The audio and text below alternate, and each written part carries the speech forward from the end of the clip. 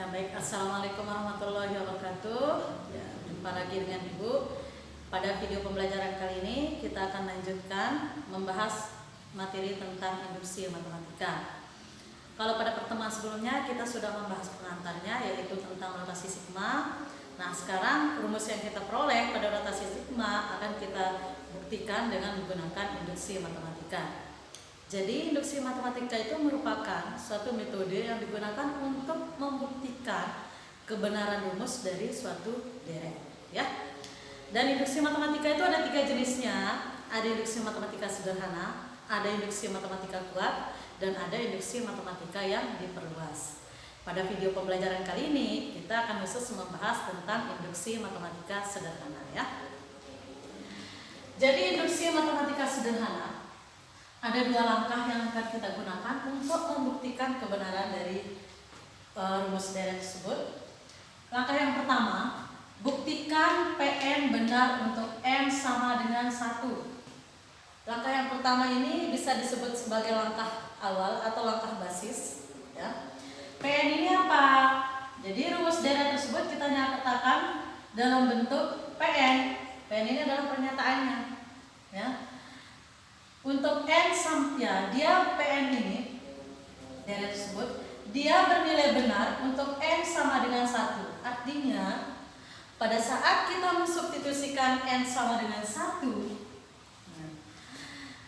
kalau hasil substitusi kita nanti ternyata ruas kirinya hasilnya sama dengan ruas kanan, maka langkah pertama ini sudah terbukti, ya. Tetapi kalau nanti hasil substitusinya ternyata ruas kiri tidak sama dengan ruas kanan, maka di langkah pertama ini tidak terbukti. Artinya apa? Pernyataan tersebut tidak benar atau rumus deretnya tidak benar, ya.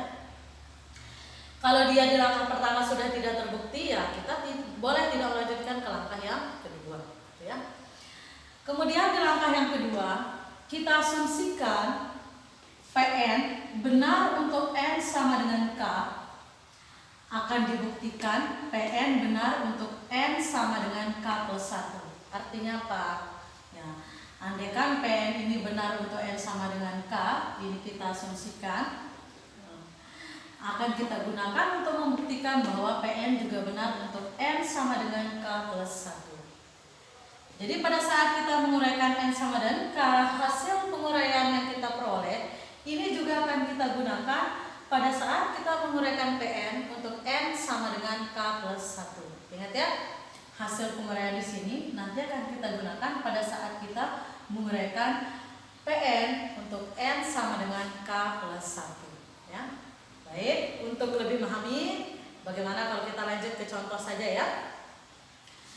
Ya, sekarang ya, langkah B ini disebut langkah induksi, ya. Kita ingin membuktikan bahwa 1 ditambah 3 ditambah 5 ditambah 7 sampai dengan 2n min 1 ini rumusnya sama dengan n kuadrat. Hasil penjumlahannya dirumuskan n kuadrat untuk setiap n anggota bilangan asli. Bilangan asli. Jadi pernyataan yang kita buktikan di sini untuk induksi matematika itu bilangannya adalah bilangan asli, ya. Nah, sekarang kita akan membuktikan betul enggak 1 tambah 3 tambah 5 sampai dengan 2n min 1 itu rumusnya hasil penjumlahannya dirumuskan sebagai n kuadrat, ya. Nah, kita mulai penyelesaiannya. Nah, sekarang Pn-nya atau deret ini kita simpulkan Pn-nya adalah 1 ditambah 3 tambah 5 tambah 7 sampai dengan 2n min 1 sama dengan n kuadrat. Titik 3 ini dibaca sampai dengan, karena di sini terdapat tak berhingga bilangan, ya. Nah, Pn-nya adalah ini. Pernyataan ini akan kita buktikan dengan menggunakan konsep induksi. Kita mulai dengan langkah yang pertama. buktikan bahwa PN ini bernilai benar untuk N sama dengan 1.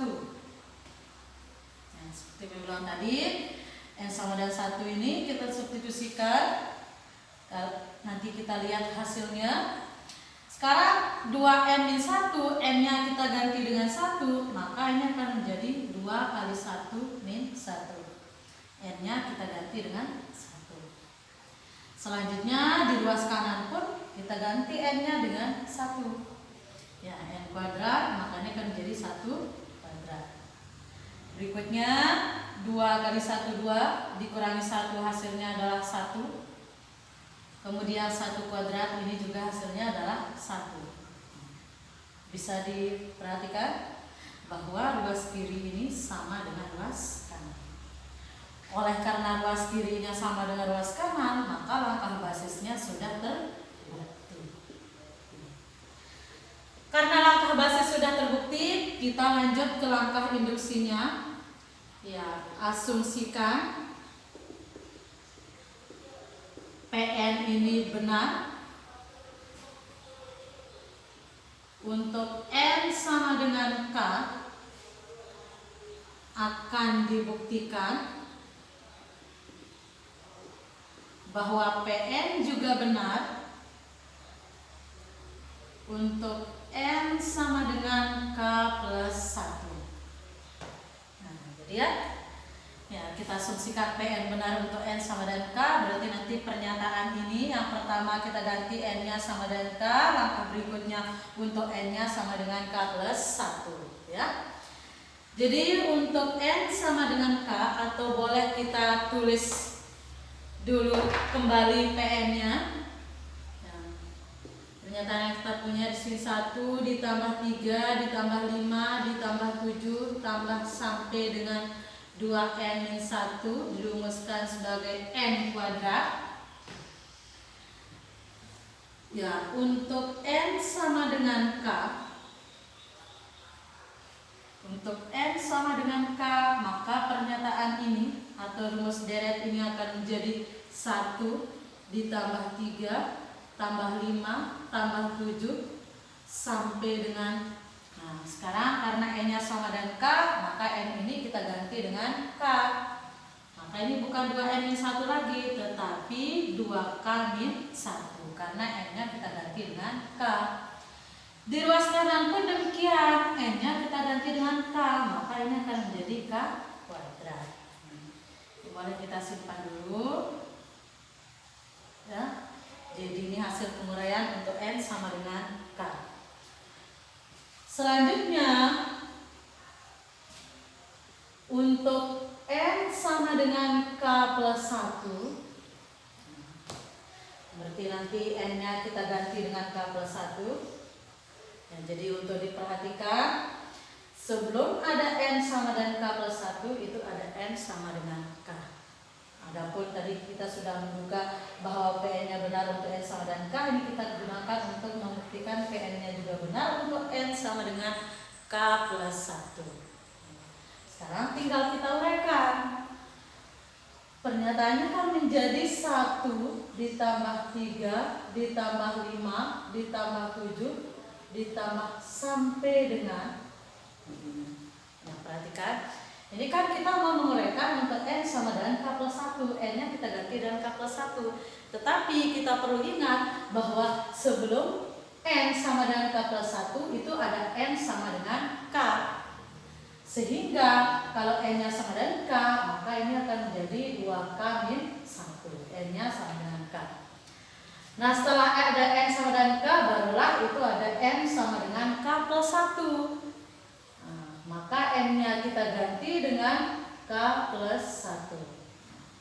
N-nya kita ganti dengan K plus 1. Jangan lupa dikurung, ya. Jangan lupa dikurung karena ini ada 2 suku, ada K, ada 1. Selanjutnya min 1. Dari mana min 1-nya? Ya dari sini. Rumusnya ini kan 2N min 1. N-nya kita ganti dengan K plus 1. Kemudian ini ada min 1 sama dengan Di ruas kanan pun N-nya kita ganti dengan K plus 1 kuadrat. Gitu ya. Nah, sekarang kalian perhatikan bahwa dari 1 ditambah 3 tambah 5 tambah 7 sampai dengan 2K min 1 itu sama dengan K kuadrat. Dari mana K kuadrat? Ini bisa kalian perhatikan. Asalnya dari sini. Itu sebabnya Ibu bilang tadi, pada saat kita menguraikan N sama dengan K, hasil penguraiannya akan kita gunakan ketika kita menguraikan Pn untuk N sama dengan K plus 1. Jadi 1 tambah 3 tambah 5 tambah 7 sampai dan 2K min 1 hasilnya adalah K kuadrat. Ini ya.